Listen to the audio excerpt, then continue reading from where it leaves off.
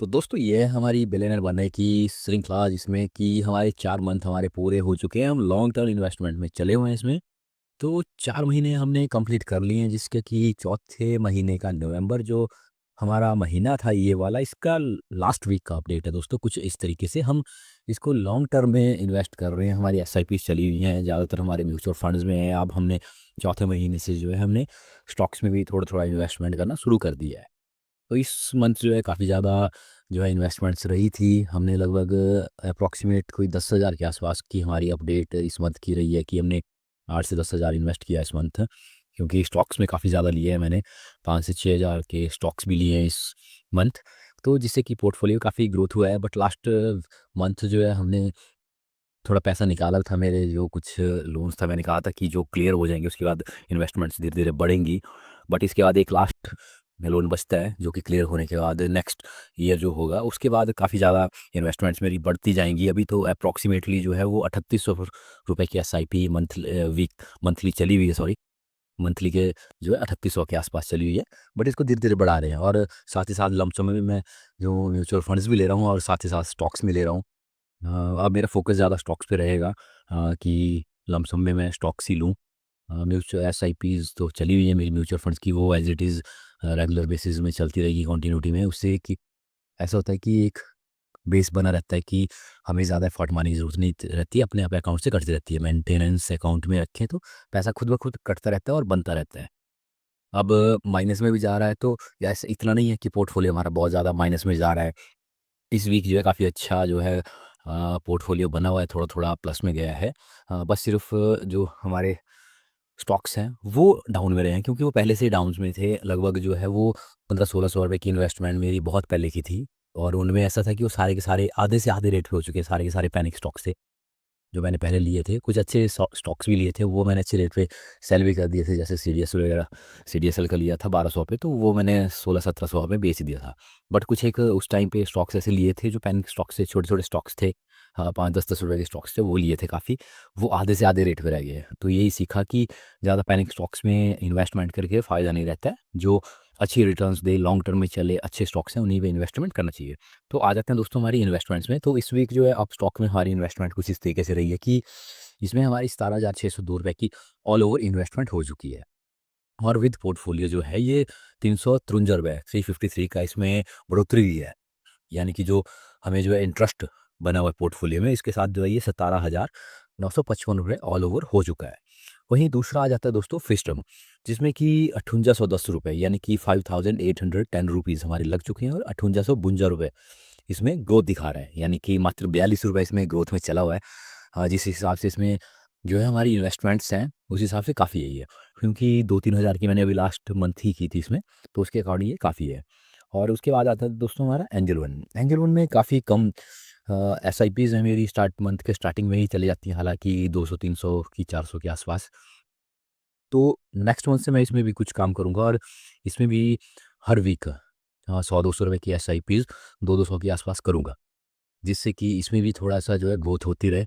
हाँ, इसमें बहुत पहले की एसआईपीज़ चली हुई हैं 300 रुपए के आसपास, जो कि 4100 रुपए की इन्वेस्टमेंट हो चुकी है और 4378 रुपए बन चुका है, जिसमें कि 277 रुपए का जो है शुद्ध इसमें प्रॉफ़िट दिख रहा है। वहीं दोस्तों हमारा लास्ट वाला जो आ जाता है नावी। नावी में जो दोस्तों हमारी ऑल ओवर इन्वेस्टमेंट हो चुकी है, वो हो चुकी है ₹8202 रुपए, 8,202 रुपए। इसमें जो है विद पोर्टफोलियो इस वीक ग्रोथ के साथ दिख रहा है ₹336, जिसके साथ जो है ये 8538 रुपए इसमें ऑल ओवर बन चुका है पैसा। और वहीं स्टॉक्स की बात की जाए, हमें जो है वो चोट बजी है स्टॉक से, काफ़ी ज़्यादा डाउन में गया है। बट इस वीक जो है मैंने ₹540 के आसपास इसमें और इन्वेस्ट किया है। जो भी छोटे-छोटे स्टॉक्स थे जो आधे हो चुके थे, उसको पैरेलल करने के लिए मैंने दोबारा से उनके सेम अमाउंट जितना लगाया था उससे डबल स्टॉक्स लिए हैं। मान लीजिए पहले मेरे पास 10 थे तो मैंने उसकी जगह 20 ले लिए हैं, जिसके 1 थे मैंने उसके 2 ले लिए हैं। उस तरीके से उसको बैलेंस करने की कोशिश की है। नहीं तो जो एनुअल रिटर्न आया था वो काफ़ी ज़्यादा माइनस में मेरा 26% के आसपास चला हुआ था। इस वीक जो है 20 में आ चुका है। तो ये धीरे-धीरे जो है प्लस में भी जाएगा। इतना मैं इसको ग्रोथ करूँगा। और वहीं इसकी बात करूँ दोस्तों स्टॉक्स की, तो इसमें जो है 6166 रुपए मेरे लग चुके हैं और माइनस जो है इसमें 400 रुपए हो चुके हैं, जो कि 5766 रुपए इसका ऑल ओवर पोर्टफोलियो बना हुआ है माइनस में। इसी की वजह से काफ़ी डाउन में गया हूँ मैं। ऑल ओवर जो मेरा दोस्तों इन्वेस्टमेंट हो चुकी है वो हो चुकी है 41,880 रुपये, और विद पोर्टफोलियो, जिसमें कि 608 रुपये का शुद्ध प्रॉफिट दिख रहा है, माइनस 400 रुपये घटा के भी 608 रुपये का प्रॉफिट है इसमें। तो ये 42,490 रुपये बन चुका है। जो लास्ट मैंने पैसा निकाला था दोस्तों 17,000 के आसपास, वो मैंने निकाला था 47,000 के आसपास, जब मेरा ऑल ओवर पोर्टफोलियो हो चुका था। तो मात्र जो है वो 5,000 से भी कम रह गया मुझे कवर करने के लिए, क्योंकि इस वीक जो है मैंने 10,000 के आसपास पास जो है पैसा इसमें डाल दिया है। तो इस तरीके से आगे को मैं बल्क में थोड़ा और पैसा डालता रहूँगा। लगा हो सकता है कि आने वाले बरसात जून जुलाई के बाद थोड़ा पैसा निकालूँ, बट उसके बाद काफ़ी तेज़ी से इसमें पैसा डालना मैं शुरू कर दूँगा। काफ़ी तेज़ी से पैसा इसमें इन्वेस्टमेंट होना शुरू होगा और काफ़ी ग्रोथ दिखेगी आपको। और अभी तो दोस्तों इतने व्यूज़ भी नहीं मिलते, फिर भी मैं रेगुलरिटी में वीडियो डाल रहा हूँ। एक रेगुलरिटी बनानी है दोस्तों। वीडियोज़ डालने से मुझे ये प्रॉफ़िट हो रहा है कि मैं अपनी जो इन्वेस्टमेंट है वो रेगुलर रख पा रहा हूँ। हालाँकि मैं पहले भी इन्वेस्टमेंट्स करता था, मैं उसको डालता था, पैसे को निकाल देता था। बट एक अब ऐसा है कि रेगुलरिटी में चला हुआ है, एक सिमेट्री में लाइन लेंथ जो बनी हुई है, वो सिमेट्री के साथ चली हुई है। मैं रेगुलर इन्वेस्टमेंट कर रहा हूँ और ज़्यादा से ज़्यादा इसमें इन्वेस्टमेंट कर रहा हूँ। हाँ, मेरा फर्स्ट जो गोल है वो है दोस्तों 1 करोड़ का। बट उससे पहले मैं अब आने वाले समय में छोटे-छोटे गोल्स बनाना स्टार्ट कर दूँगा, जिसमें छोटे-छोटे मेरे लक्ष्य रहेंगे। पहला लक्ष्य मेरा 50,000, फिर 1 लाख, उसके बाद 5 लाख, 10 लाख।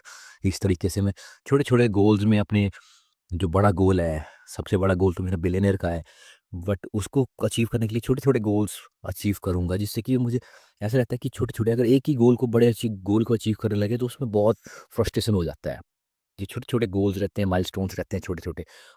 तो इसका एक पूरा रोड मैप बनेगा दोस्तों, जिसमें कि छोटे-छोटे गोल्स होके उनको अचीव करेंगे हम। ऐसा होता है कि उनको अचीव करना आसान रहता है।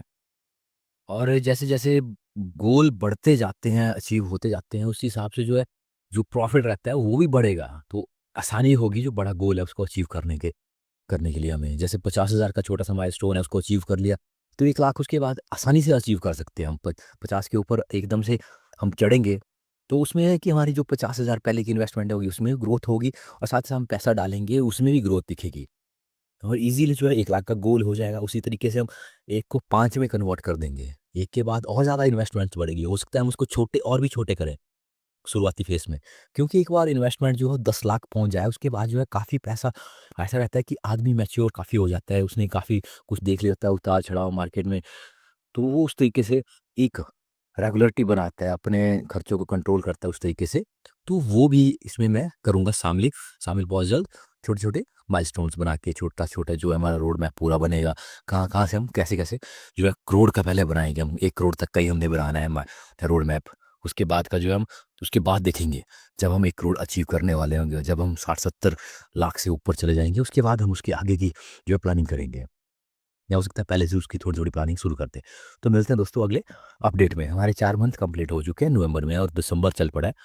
नया साल भी 1 साल में 1 महीने में आने वाला है। तो देखते हैं तब तक और क्या अचीवमेंट्स करते हैं हम।